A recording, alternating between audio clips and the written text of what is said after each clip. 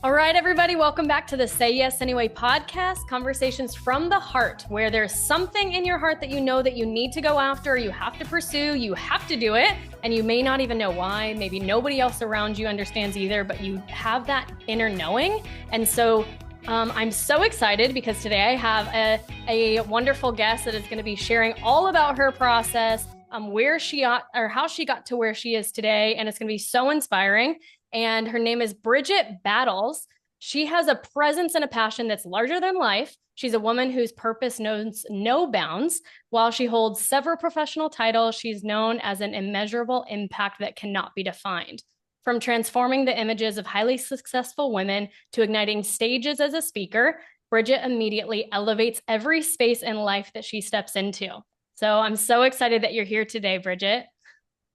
Thank you so much, Jessica. I'm always excited to have a great conversation, especially with those who are passionate about what they do, just like I am. Oh yeah, and we are passionate about what we do over here. I want to know first, actually, what do you love about yourself in your life right now? So that's an easy question.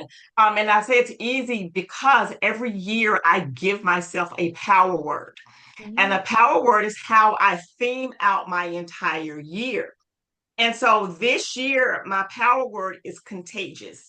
And the reason that the word is contagious, it's because I have done my internal work to make sure that my confidence is undeniable. And with that, it is my goal that everybody who comes in my presence, my space, who connect with me, that my level of confidence transfers to them so that they can have undeniable confidence. Spell up. I love my confidence. That's what I love about me right now. Yeah. Love my confidence. Yes. Doesn't mean every day is perfect or pretty now. Right. But I'm just confident that Yes. I should keep going. I'm confident that I should continue to say yes. I love that.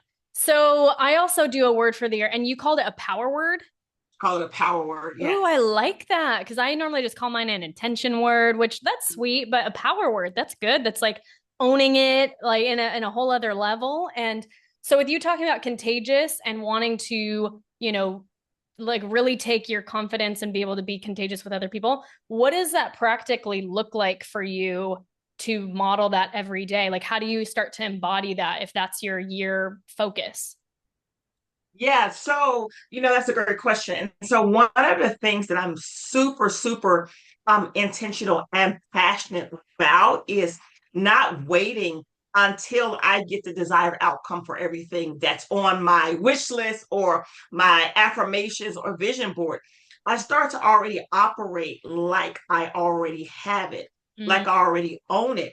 And so one thing that I found that's been so valuable for me is that even though I may not physically own it yet, when you start operating in that say yes or start operating in that space, it changes your mindset. So whenever you do get it, you know how to manage it. So I'll give you a really cool example. So one of the things that I am looking forward to doing is in the next year or so is to looking to build a new home. And so I started putting together things that I like, things that I want, and all of this types of things. So one particular thing is I have a custom closet now just for shoes and accessories. And so in the next house, I want a bigger custom closet, but I want an island in the middle of it. So right now I don't have an island. So in order for me to see what that feels like, I took a bookshelf and put it in the middle of the custom closet now. Having that bookshelf, it now gets me to experience what it's going to feel like when I actually get the one that I desire. So, which means now I start operating like that. I start getting dressed using that island. I start doing all the things that I will do when I actually get the one that I desire. So, for me, that's how I embody it. And that's how I move forward to it. And that is how I become an opportunity magnet. I start to attract those things now because I start to now be it before I physically have it in that manifestation phase. But the truth of the matter is that you already have it. I just don't have it at that desire that I'm looking for. Right now, I have it. So I start to operate like that. So that's what it looks like. That's just an example. Totally. I love that too, because there's, a lot of people that believe, for example, manifestation is like sitting there with your palms open or using a bunch of crystals and woo-woo things and just being like, okay, it's coming to me, without doing something. But you talked about the actual, I'm going to go ahead and put this thing here and start feeling it. I'm going to take a step. And I was just thinking about, so I moved to Spain a few years ago. And before that, it was funny. I was visiting in Barcelona. My mom's from here, by the way, so I have family here, everything. But I was visiting and I walked into this shop and the person at the desk asked me if I lived there. And what came out of me was, yes, I live here. And it was so funny because I didn't live there yet, but I said yes. And then I start walking around. I was like, oh my gosh, I'm going to just, while I'm here, it's going to be as if I live here. I'm going to go to the cafe. Like, this is my cafe I go to. I'm going to go talk to the barista. Like, that's my barista. And little did you know, 6 months later, I would be here. And so I just think about, when you were talking about that, I was thinking about that funny moment and how, listeners or people can be like, okay, well, how can I just start moving in that direction? Because I already have it somehow, but you also, in order to embody it, we have to actually like bring something in to show us that we have it. So then we can feel confident, and then, so then I agree. Can I add something to what you just said? Please. And so, one thing that I find is that a lot of women, we're unclear on what it is we desire. Yeah. And so, when it comes to manifestation, because you're unclear, because we're attracted to the brightest, the shiniest, and the prettiest things, that you become so unclear, and then you struggle making the decision of what to say yes to. You struggle making a decision on what to be confident in or what to be confident about. And so I think that is so important that as you embody and manifest, you become crystal clear on who it is that you desire to be. How do you view your life? How do you want the world to respond to you? And what are the desired outcomes? Yeah, I love that. So when you decided that you wanted that word curiosity and to embody that confidence, contagious, sorry. Yes. Contagious. So what does that even look like on a daily basis for you to, have that confidence and then to, live that out so people can also feel that contagious energy for themselves? So yeah, just give us some tangible things. If some people are like, well, how do I even build confidence, or what, like, how would I even embody being contagious, Big on mindset work. And so, I do the mindset work even when I don't feel like doing the mindset work. I do mindset work even when I have obstacles. So my mindset work includes journaling, it includes affirmations, it includes listening to podcasts, it includes reading books, and it also includes me connecting to other entrepreneurs or executives who are further along in their career than where I am. And so I get a chance to be in those spaces, and they challenge me, and they challenge me to make me want to become better. So that alone helps me. And then the other thing is that when you refer back to any level of success that you have had, success becomes contagious. Because once you tasted it and felt it and experienced it, you want more of it. And so it's things like that that help me to continue to maintain that level of, me being contagious. And then also I would add to that, it is that anytime you've had an obstacle in your life or a challenge in your life, if you see anything that reminds you of that obstacle, you never want to go back to how you felt at that moment. So it is then you put your stake in the ground and you have to stand firm on what it is that you believe along with your faith, so that you are now staying in that place that will get you to success. And success looks different for everybody. Some people's success looks like, being with their family. Some people it's their career. So whatever your idea of success is. I love that. So you actually, when you were talking about these hardships or circumstances that have happened in your life, I was looking at your website earlier and saw this part that I really loved, that you were born to fight battles. Bridgett is the epitome of resilience. Having bounced back better than before from every trial thrown her way, her life is a testimony of turning pain into promise. And I love that so much. And I relate so much too. And something that I share a lot is like, just lists and lists and lists of really hard circumstances that I've been in, because sometimes people are like, how do you do everything you do? That seems so inspiring, but I could never, or whatever. And it's like, well, if you really knew what really has happened.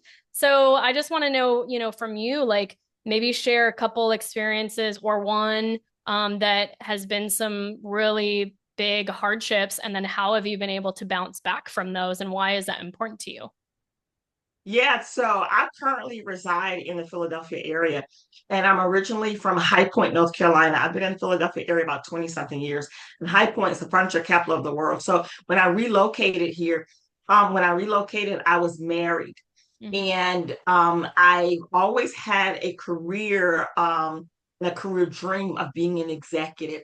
It has always been my goal to be a woman in power, to be a woman of success. Mm-hmm. And so with that came challenges. When I first moved to Philadelphia area, my accent from the South was so strong. I was challenged by that. I was called country girl. I was called all of those different types of things. And because I don't back down from battles and I don't back down from struggles, even though it may hurt me, Mm-hmm. but I'll never let you know that I'm hurting. I'm still going to move forward. So with that, I had a desire to grow my career. And I felt like that I was always being overlooked for opportunities. Mm-hmm. And with that being said, I started to seek out a mentor. I started to seek out a mentor, and I would tell them how I saw myself. And my dreams are this big. I mean, they were huge. And by the time that I would share my dreams or insight with the mentor, what would happen, she would be so on board and they would be, okay, this is great, but I think you need to start right here. So for me, that wasn't an option because I knew I could do this right here by myself. It was right here where I needed help. So I went to a coaching network and I went to meet up with, different people. And the second person that I met, I was telling her, and by this time I'm 10x the dream now, because the first person has told me I need to start here. So the second person, I tell her, and I'm explaining to her how I see myself and all of this. And then she is like saying, oh my God, I'm so excited. Yes, we can do it. This is that. Yeah. But instead of starting right here, she said, start right here. So then, because now I am stubborn when it comes to certain things, like I want what I want, that I knew this wasn't the person for me.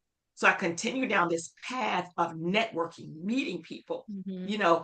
figuring out who could help me get indoors I couldn't get myself in. Yeah. Who could help me with opportunities. So I meet someone else and I tell her, and this, that, and the other, and I go through my whole spiel. But this time when I tell her, I'm defeated because the first two times I've told somebody, they knew that I could do it, but it was them, for me, felt like they diminished my big dream. I Mm. tell her, the third person, and she was the first person to tell me you can have it all. Mm-hmm. And so, although I felt defeated, it was at that moment somebody saw in me bigger than what I saw in myself. So, I Yeah. go through the phase of really working with her and understanding the steps that I needed in order for me to get, what it is that I desired. And through that, I learned that I could outwork anybody. I had this technical skills. I had all of those things, but I was missing was my executive presence. I Mm. wasn't packaged and positioned properly.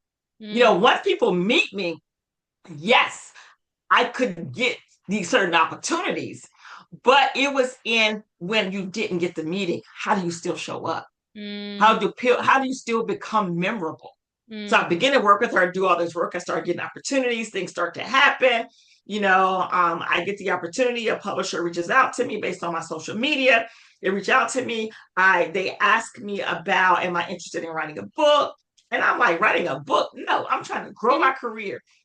She says, well, you don't have to necessarily, come up with any new, content. We can use your social media content. So if you can use my social media content, fine, let's do it. They do that. And then I write my book, and my book is called Beauty and Her Battle. It's a 30-day style guide. So I we love write the it. book, and all those things happen, and I start to get opportunities. But then I start getting opportunity, then all hell breaks loose. Mm. I'm starting to see a little bit of success, but now my world's turning upside down. All of my family is still in North Carolina. I'm here in the Philadelphia area.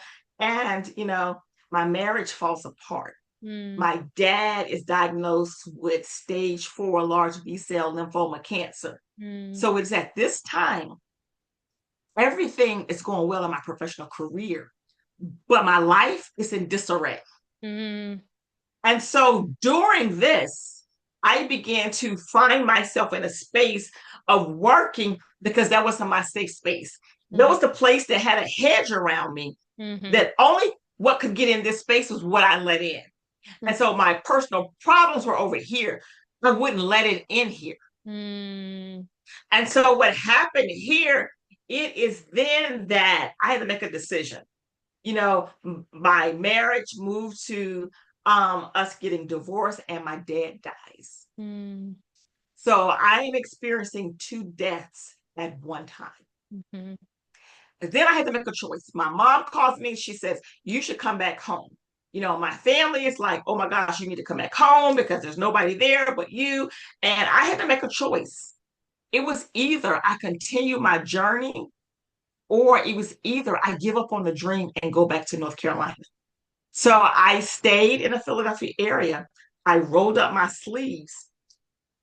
I began to do the work. Doing the work was hard. It was tough. It was one of those things that gave me pain that I couldn't talk about.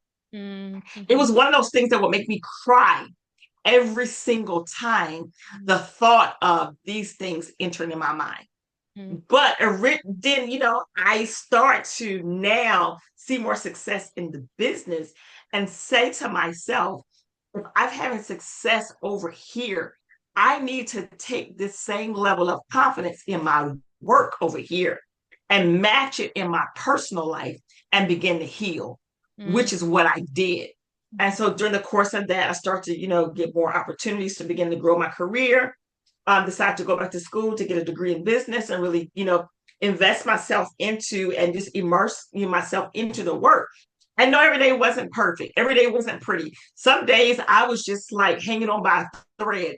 Yeah. But it was then that I knew if I've experienced a little bit of success before, then I know I can make it bigger as long as I had that level of confidence. So that was one instance. And so fast forward, business starts growing, things start happening, and now I get the opportunity where I said, I'm planting my roots here, and I'm going to speed the story up. Planting my roots here, I want to start buying a house now. I want to buy a house. So I start looking at foreclosed properties. I start looking, and everything I found I didn't like because it didn't meet the goal. The goal was to have an office at home because I did not want to ever get commercial space. So it was to have an office at home, but I needed a bigger space to be able to do all the things for the business. Yeah. So I started looking for a house, and, nothing, seemed to pan out like it was. And so one day I'm leaving the market. I see a caricature outside, like, go this way for open houses. I follow it. I go over there and I see this is a brand new development building homes. And I'm just like, oh my God, so excited. So because I'm a visual person, I'm going to go inside. And I go inside and I look, and it's like 3 bedrooms, 2.5 baths, 2-car garage, a deck, and all things that I desired. I go through all that process and I'm excited. I'm like, oh my God, this is so good. And then when I leave the place, they give me an application, and you know how it is, you're excited in that moment. I was so excited. But then when I left there, my confidence left. I was like, I can't afford this. How am I going to do this? I'm divorced. I'm building a business to do this. So they kept calling me, and I was like, oh yeah, when people keep calling you, you finally be like, oh, yeah, I'm coming, just so they'll stop calling you. So they kept calling me, and I was like, yeah, I'm coming, I'm just busy, and this is that and the other. So finally they called me, and I went and I looked at everything, and I was like, oh, okay, cool. And I said, yeah, I'm gonna apply for the house, and and took the application, everything. I never turned it in. I went to church that Sunday. My pastor said, if your dreams and visions don't scare you, they're not big enough. Yeah. I left church that day with tears in my eyes, mascara all down here. Been to a funeral, okay, I cried so much. I go back to that development, and I said, my pastor said, if your dreams and visions are not, if they don't scare you, they're not big enough. I said, here's a check for $500. I'm building a house out here. I'm not pre-approved for a mortgage. I don't have a mortgage broker. I don't have a realtor. I don't have nothing, but I want to build a house out here. Mm-hmm. This man looks at me like I'm crazy, okay? And I'm still, and by this time I'm doing the ugly cry after I did all of this, because that took a lot of courage. I'm going, like, I'm doing the whole ugly cry. And he said, I'm going to be your friend. He said, we're going to help you build a house. So I do all of that and go through this process. I go home after that, and I was like, the heck have I done? $500. I wrote this check. So, I was able to do the $500. So he gave me a banker to go and talk to. I went and met with the banker. And I went and met with the banker, and I was just like so scared. She came out of there back from getting my paperwork and everything. And I was just like, when I tell you, I was petrified. Like I was in the principal's office and so. And so she was like, why are you so scared? And I was just like, because you're going to tell me no. And, I had already just like made up all these stories to make myself feel better. And so she said, why are you so fearful? Mm-hmm. And I said, because I've never tried to do anything like this in my life. Mm-hmm. And she said, you don't have bad credit. You don't have enough credit. Mm-hmm. So this is what I need you to do. I need you to get a credit card, buy gas on it. She told me all those things to do. And she said, and I'm going to give you 8 months to do it while we build your home. And here's your pre-approval. By this time, I start crying again. And so, they helped me through the process. And this is something I've never heard of before. They let me pay the down payment on my home every 2 weeks while I got paid. Because they were building it from the ground up. So I had 8 months to do it. Yeah. And I was able to do it. And I was able to get the custom closet. It was my gift to myself. Aww. Get to the closing table and get a check back at the closing table. Aww. And so I share that story as one of the major obstacles of my life, because I experienced 2 deaths at the same time. Yeah. Also experienced uncomfortability. Yeah. And I also moved in my yes, even when I didn't feel it. Totally. And so fast forward, I'm 52 now. That's been 7 years ago when this happened. Mm-hmm. And so with that being said, it taught me valuable lessons. The valuable lesson is every time I have an obstacle, I refer back to that story to say, if you got somebody to trust you with a few $100,000 to build a brand new home, what is this you're facing that you can't have the faith or the confidence to believe that you can conquer? This is to all you ladies who have that whisper, that knowing that you're made for more. You're made for more than where you have been going. You're not the same version of yourself that you were 5 years ago. You're the new version of yourself now. So you either have a business, you have a nonprofit, you're a leader in the world, and you know that you're pivoting. You know that you want to create more expansive goals. You desire to be a better version of yourself, physically, mentally, emotionally, spiritually. And you also want to create the business that's going to impact more lives, that is more aligned with you, whether that's creating more aligned offers, whether that is speaking, whether that's podcasting, whether that's creating a community, whether that's launching something, a book, whether that's something else that you just know that you've been maybe playing small or holding back in some sort of way, and it's ready. You're ready now. This Dreams to Reality Mastermind, I'm so excited because we have 6 months where we're diving in deep with a community of women that get it, a community of women that are all ready to go to that next level, that are there to grow, that are ready to learn, that are taking their business and their impact to the next level and in helping more people. This is about helping those that you really care about. Maybe you have a story that you are using for a purpose. You're taking your pain into the next level of your purpose.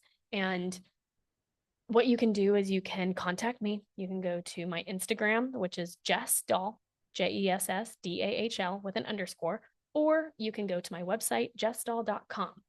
And if any of this resonated at all, let's talk about it. Let's see if this is for you. I want to make sure that it's an aligned fit. So go ahead. Don't wait around. Your next level is waiting for you. This is your next chapter that you're ready to start in for your life. It's time to start with that blank slate, and let's do this. Wow. So Yes. good. So good. Yeah. I feel like there's so much in there.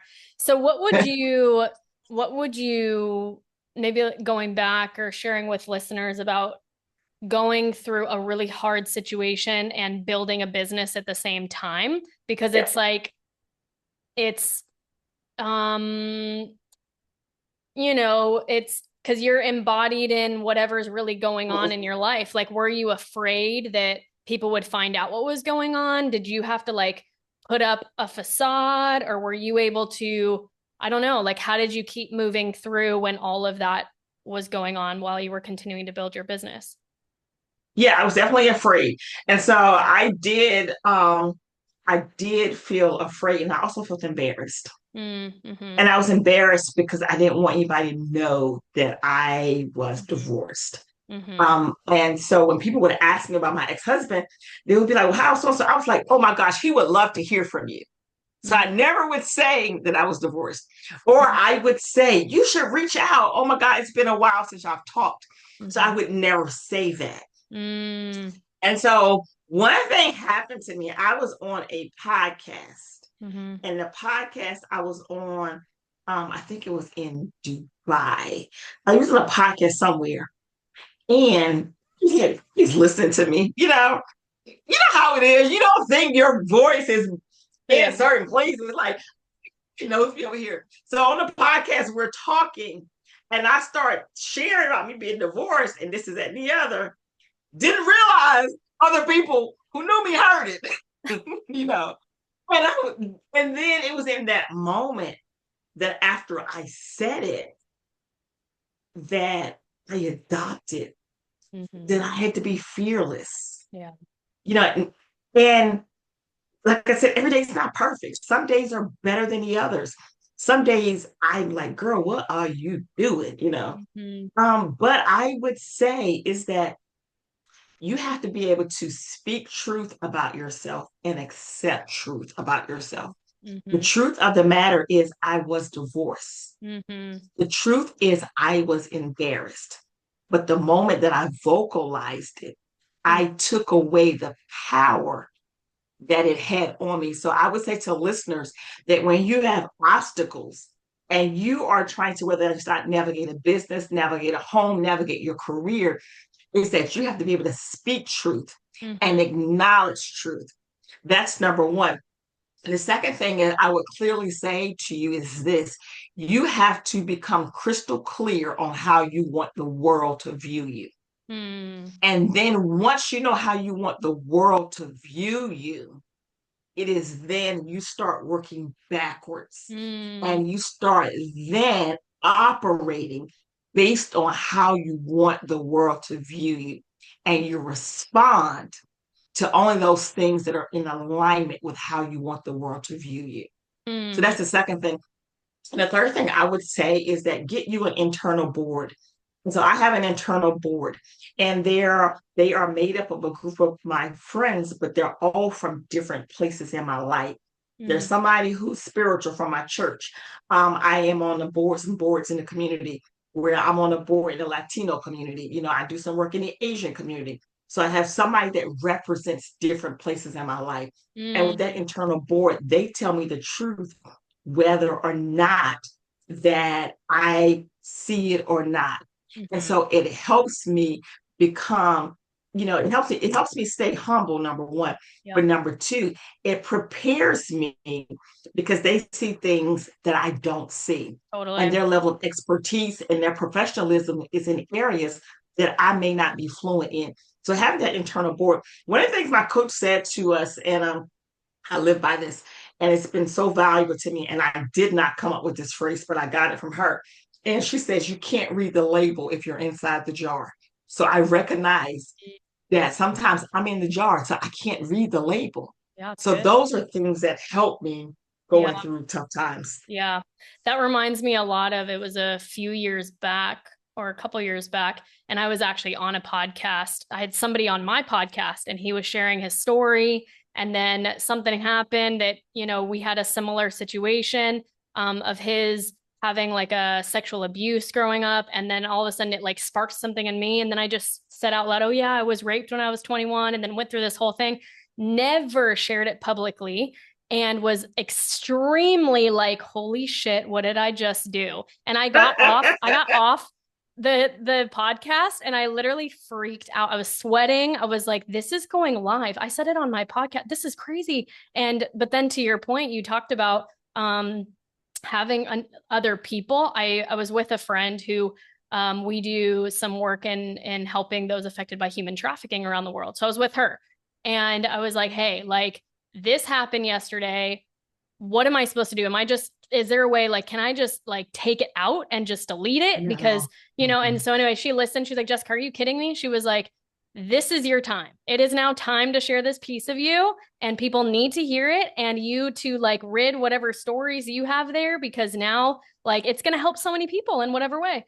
And anyway, I was so terrified, of course, but like it's helped so many people in all their different ways, which I'm so thankful for now, and thankful for the friend that just was like, no, do the thing. I'm on the outside of the jar. You're in the jar right now, and your fear and all that stuff.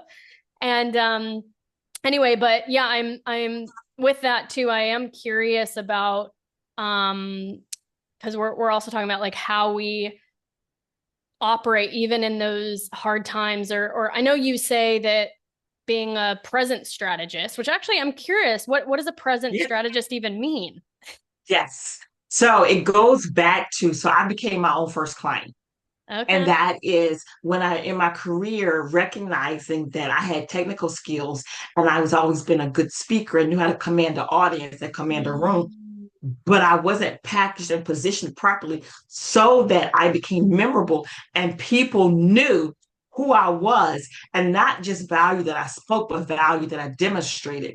So typically I work with clients who are entrepreneurs and executives on how to really create their executive presence. And so it deals with three different areas. Number one, we deal with your actual visual image.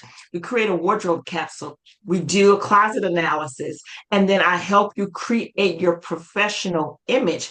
And it's not tied to a black suit. It's not tied to a black dress. We add color. So we give you a style makeover.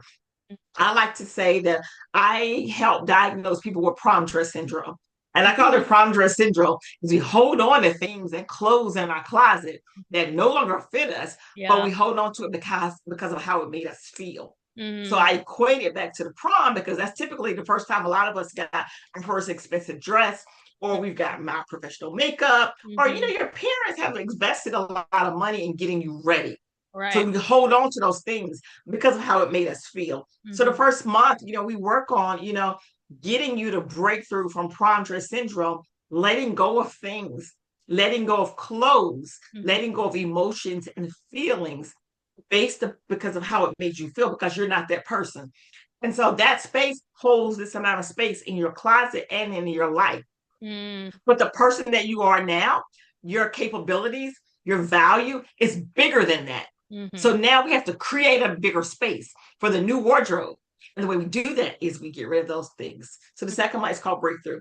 And the first one is called breakthrough. The second one is called blueprint. And that is after getting a chance to know, your career goals and how you see yourself. I teach you how to command an audience. And so with that being said, I make over your LinkedIn. I give you 30 days of content. My graphics team does your banner. We help you show up on LinkedIn in the second one. And then I give everybody a photo shoot with new headshots. Then the third month is called bankable. Can you tell I like the letter B? So the third month is called bankable. And bankable is that we take everything that we've accomplished in those 3 months, and now you're packaged and positioned properly as the executive that you desire to be, because now your image has been made over, your LinkedIn and your visual image has been made over. And then now your confidence, and you know how to speak and present yourself in the media as well as in meetings at work, so that now you can demonstrate your value. So typically my clients see about 20% increase in their bottom line. So all of this, your image, your executive presence, and your confidence is tied to your bottom line. So I help you strategize how to get to that increase. I love that. What are some things that people that you find in your conversation with, are they more, I don't know, are they in that place of feeling more afraid to show up online, or they are wanting to be speakers and like, how do I do that? Or like, what space are they like, I need to grow a following, and you share that. And then, yeah, what would you say to people that's maybe like the first thing that's necessary to, Yeah, so the biggest thing that, and I've done a lot of case studies around this, the biggest thing with executives, you've gotten in the role because you can do the work. You've gotten in the role because you have the technical skills, but it's a difference in commanding and leading a team, and it's a difference in getting opportunities. So typically, in a lot of the case studies I've seen recently, is that people who are less qualified are getting opportunities. They're getting opportunities because number one, they're not afraid to speak up. Number two, they're confident. And number three, they're dressed properly. So those top three things automatically get you noticed. And so I find, and I use women for this example a lot of women do this. When you're recognized for doing something great, we refer back to, yes, the team did a great job. When you ask men or say to men, you did a great job. Yep, I sure did. I was able to do this. So that's the difference. The difference is sometimes women are afraid to take credit for the work they've done. It does not negate the fact that a team helped do it. No. But somebody had to lead the team. Somebody had to help move the initiative forward. Yep. And so now the way that you become set aside is where we talk about demonstrating the value. And so I would say that, what people can do when it comes to that is not downplaying who you are. Number two, be able to, number one, have the conversation about the topic. Number three, if you're meeting in person, stop thinking sitting at the head of the table is where the power is, because it isn't. Sitting in the middle of the table on the opposite side is where the power is, because whoever comes in the room, they see you first. The person at the head of the table, they have to turn their head. So making sure you're sitting in the right space. Also, making sure that you're wearing the right colors. Colors play a big role in the decision people make when it comes to finances. So making sure you're wearing the right color when it comes to you. So those are things that are key. And then the other thing I think is so key is this. It is, even if someone does not agree with you, if you know you have a proven strategy or proven framework, you don't change it because they don't agree. Yeah. Walmart doesn't go out of business because Target is running a sale. Right. It just means that they are not in alignment and they're not supposed to be a part of this process. Right. Okay. That's so good. And then what's like a process that people can go through almost to build that confidence from maybe what's on the inside, but out? Like there's so many people that's like, well, how do I take what's in me and express it outwardly? If I'm, like, how do I speak? Or maybe I'm going to be too much, or maybe, who knows what, but just that whatever's in you coming out, whether it be speaking or you say owning a room, what are some things? Acknowledge your silent frustration. That's the first thing, because we all have silent frustrations. Silent frustrations are the things that make you uncomfortable talking about. And so you got to acknowledge the silent frustration, because that is what holds you hostage. And it holds you hostage because that is the one thing that makes you uncomfortable. So acknowledge the silent frustration. If you're not ready to talk about it, then you need to start writing about it.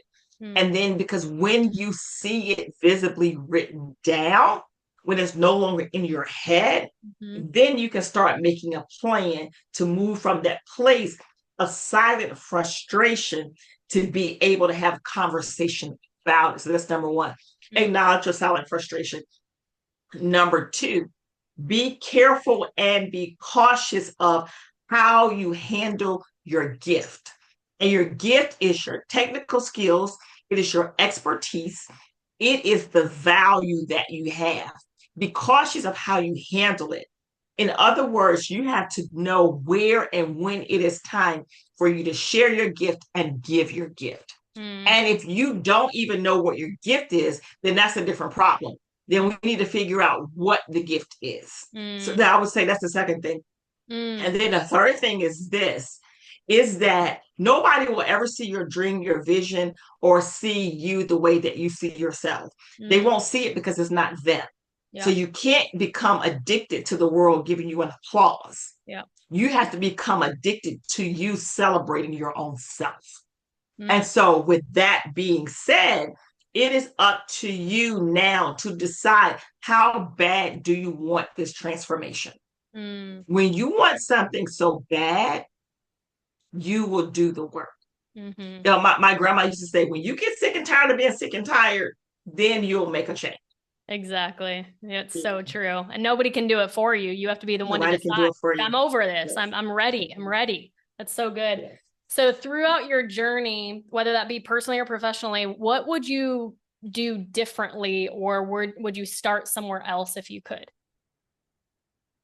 I have to say, and I asked myself this question last week. I don't, the 52-year-old me now would not trade the journey.